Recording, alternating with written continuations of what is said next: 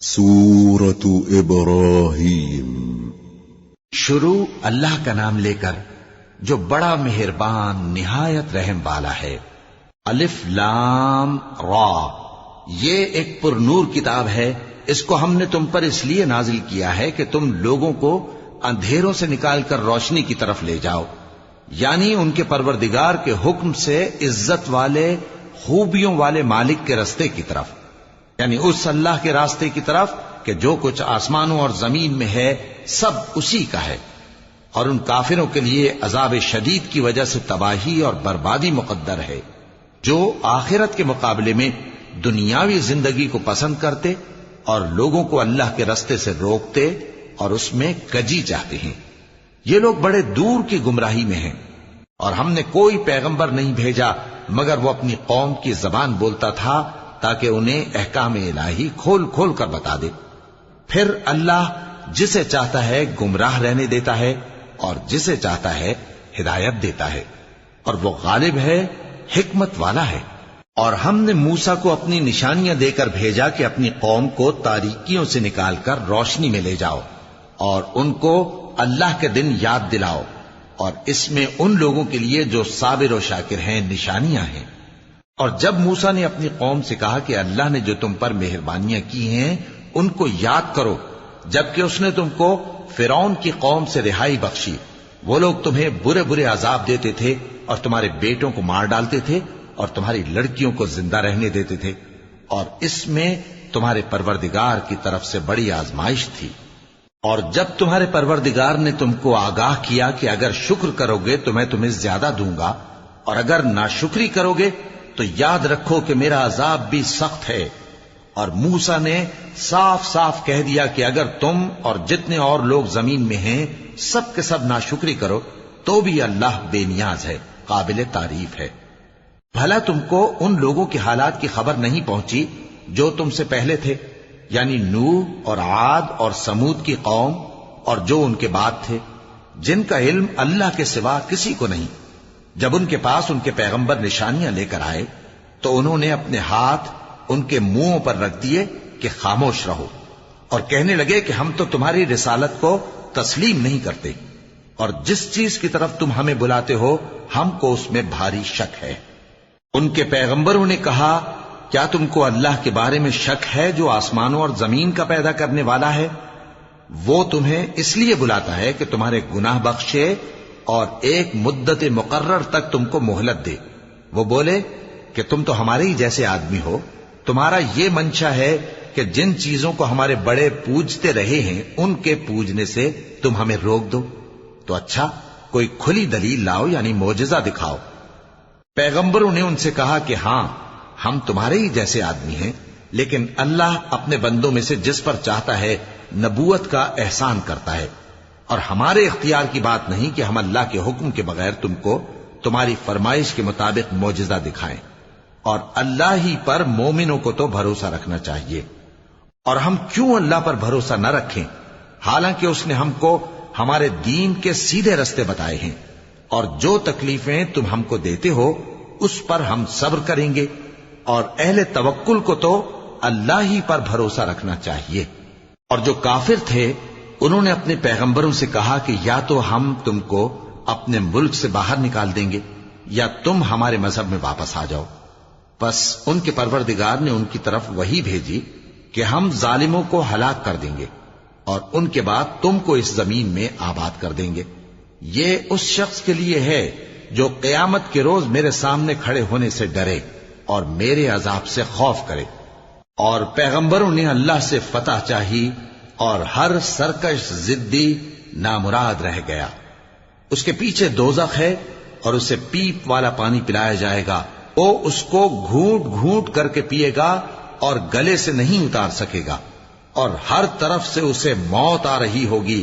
مگر وہ مرنے میں نہیں آئے گا، اور اس کے بعد سخت عذاب ہوگا۔ جن لوگوں نے اپنے پروردگار سے کفر کیا ان کے اعمال کی مثال راکھ کی سی ہے کہ آندھی کے دن اس پر زور کی ہوا چلے جو اسے اڑا لے جائے۔ اسی طرح جو کام وہ کرتے رہے ان پر ان کو کچھ قابو نہ ہوگا۔ یہی تو پرلے سرے کی گمراہی ہے۔ کیا تم نے نہیں دیکھا کہ اللہ نے آسمانوں اور زمین کو تدبیر سے پیدا کیا ہے؟ اگر وہ چاہے تو تم کو نابود کر دے اور تمہاری جگہ نئی مخلوق پیدا کر دے،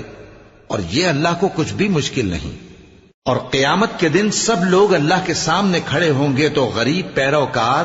بڑے بن بیٹھنے والوں سے کہیں گے کہ ہم تو تمہارے پیرو تھے، کیا تم اللہ کا کچھ عذاب ہم پر سے دفع کر سکتے ہو؟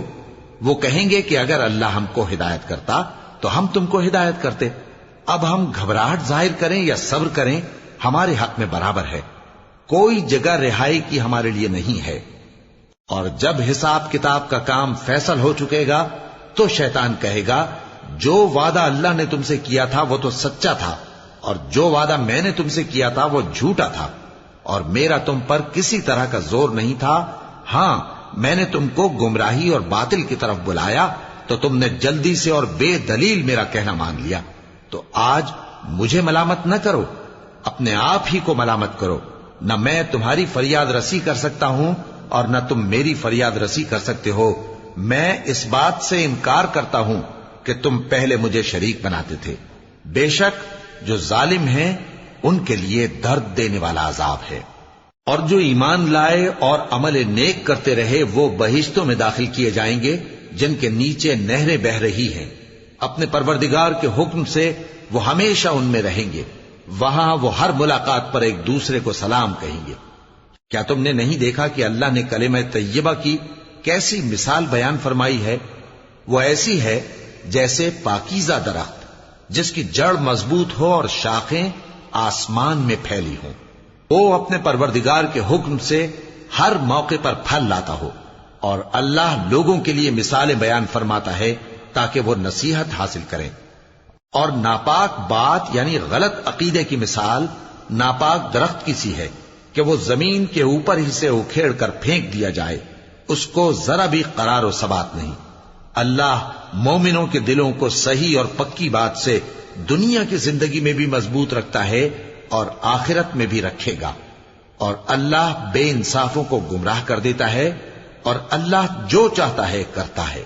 کیا تم نے ان لوگوں کو نہیں دیکھا جنہوں نے اللہ کے احسان کو ناشکری سے بدل دیا اور اپنی قوم کو تباہی کے گھر میں لا اتارا، یعنی دوزخ میں کہ سب ناشکرے اس میں داخل ہوں گے، اور وہ برا ٹھکانہ ہے۔ اور ان لوگوں نے اللہ کے شریک مقرر کیے کہ لوگوں کو اس کے رستے سے گمراہ کریں۔ کہہ دو کہ چند روز فائدے اٹھا لو، آخر کار تم کو دوزخ کی طرف لوٹ کر جانا ہے۔ اے پیغمبر،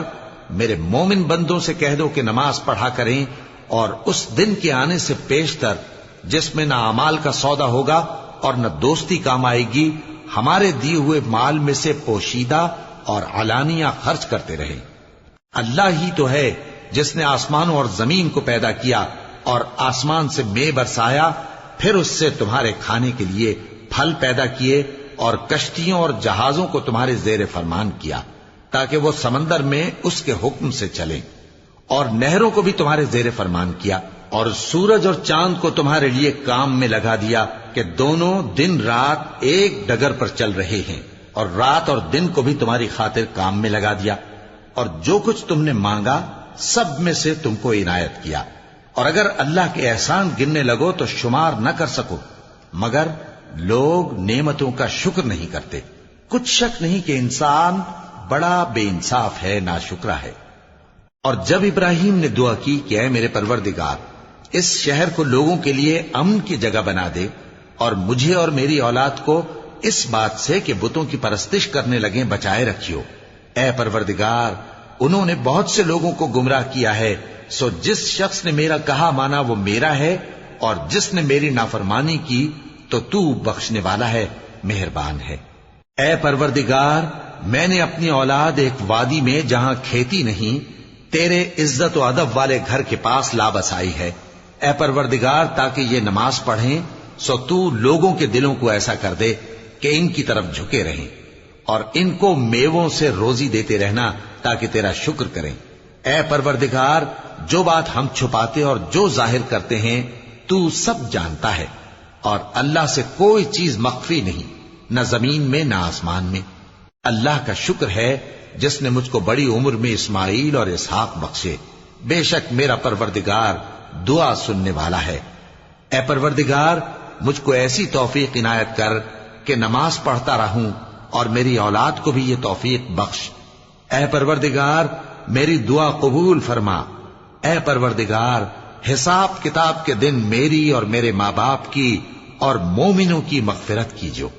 اور مومنوں یہ نہ سمجھنا کہ یہ ظالم جو کام کر رہے ہیں اللہ ان سے بے خبر ہے، وہ ان کو اس دن تک مہلت دے رہا ہے جبکہ دہشت کے سبب آنکھیں پھٹی کی پھٹی رہ جائیں گی اور لوگ سر اٹھائے ہوئے میدان قیامت کی طرف دوڑ رہے ہوں گے، ان کی نگاہیں خود اپنی طرف لوٹ نہ سکیں گی اور ان کے دل مارے خوف کے ہوا ہو رہے ہوں گے۔ اور لوگوں کو اس دن سے آگاہ کر دو جب ان پر عذاب آ جائے گا، تب ظالم لوگ کہیں گے کہ اے ہمارے پروردگار ہمیں تھوڑی سی مہلت عطا کر تاکہ ہم تیری دعوت توحید قبول کریں اور تیرے پیغمبروں کے پیچھے چلیں۔ تو جواب ملے گا کیا تم پہلے قسمیں نہیں کھایا کرتے تھے کہ تم کو اس حال سے جس میں تم ہو زوال نہیں ہوگا؟ اور جو لوگ اپنے آپ پر ظلم کرتے تھے تم ان کے مکانوں میں رہتے تھے اور تم پر ظاہر ہو چکا تھا کہ ہم نے ان لوگوں کے ساتھ کس طرح کا معاملہ کیا تھا اور تمہارے سمجھانے کے لیے مثالیں بیان کر دی تھیں۔ اور انہوں نے بڑی بڑی تدبیریں کی اور ان کی سب تدبیریں اللہ کے ہاں لکھی ہوئی ہیں، گو وہ تدبیریں ایسی غضب کی تھیں کہ ان سے پہاڑ بھی ٹل جائیں۔ تو ایسا خیال نہ کرنا کہ اللہ نے جو اپنے پیغمبروں سے وعدہ کیا ہے وہ اس کے خلاف کرے گا۔ بے شک اللہ زبردست ہے، بدلہ لینے والا ہے۔ جس دن یہ زمین دوسری ہی زمین بنا دی جائے گی اور آسمان بھی بدل دیے جائیں گے اور سب لوگ اللہ کے سامنے نکل کھڑے ہوں گے جو یکتا ہے بڑا زبردست ہے۔ اور اس دن تم گناہگاروں کو دیکھو گے کہ زنجیروں میں جکڑے ہوئے ہیں، ان کے کرتے تارکول کے ہوں گے اور ان کے چہروں کو آگ لپٹ رہی ہوگی، یہ اس لیے کہ اللہ ہر شخص کو اس کے اعمال کا بدلہ دے۔ بے شک اللہ جلد حساب لینے والا ہے۔ یہ قرآن لوگوں کے نام اللہ کا پیغام ہے تاکہ ان کو اس سے ڈرایا جائے اور تاکہ وہ جان لیں کہ وہی اکیلا معبود ہے اور تاکہ اہل عقل نصیحت حاصل کریں۔